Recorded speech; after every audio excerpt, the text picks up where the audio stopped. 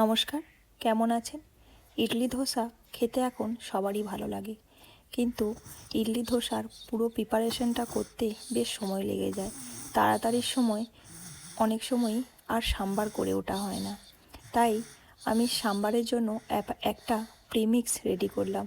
ভিজে কাপড়ে 2 চামচ চানা ডাল, 1 চামচ বিরির ডাল, 1 চামচ চাল আর ছোটো বাটির 1 বাটি অড়হর ডাল ভালো করে নিয়ে মুছে নিলাম। ডাল থেকে সমস্ত ময়লা দেখুন চলে গেছে।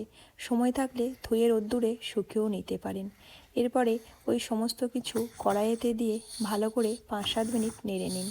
একটা ডাল মুখে নিয়ে দেখবেন একটু আওয়াজ হলেই বুঝবেন হয়ে গেছে।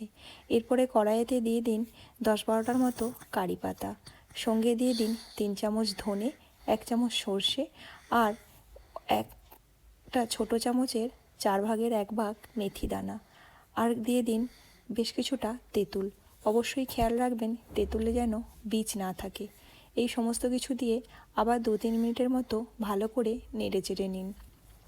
কারি পাতা হাত দিয়ে চাপ দিলে যদি দেখেন ভেঙে যাচ্ছে, বুঝবেন হয়ে গেছে। এরপর গ্যাস বন্ধ করে দিন। দিয়ে দিন সামান্য একটু হিং। আমার কাছে ছিল হিং, তাই আমি 1 চিমটি দিলাম। আপনাদের কাছে এভারেস্টের হিং থাকলে 1 চামচ দেবেন। দিয়ে দিন সঙ্গে 1 চামচ নুন আর 1 চামচ হলুদ। ভালো করে নেড়ে চেড়ে নিয়ে, গরম থাকে বলে অতি হয়ে যায়। এরপরে থালায় ঢেলে দিন ঠান্ডা হওয়ার জন্য। চাইলে এখানে শুকনো লঙ্কাও দিয়ে দিতে পারেন ঝালের জন্য। এরপরে ব্লেন্ডারে নিয়ে সামান্য একটু গুড় দিয়ে ভালো করে ব্লেন্ড করে নিন। খুব সুন্দরভাবে কিন্তু ব্লেন্ড হয়ে যায়, যেহেতু সব কিছু ড্রাই রোস্ট করা থাকে।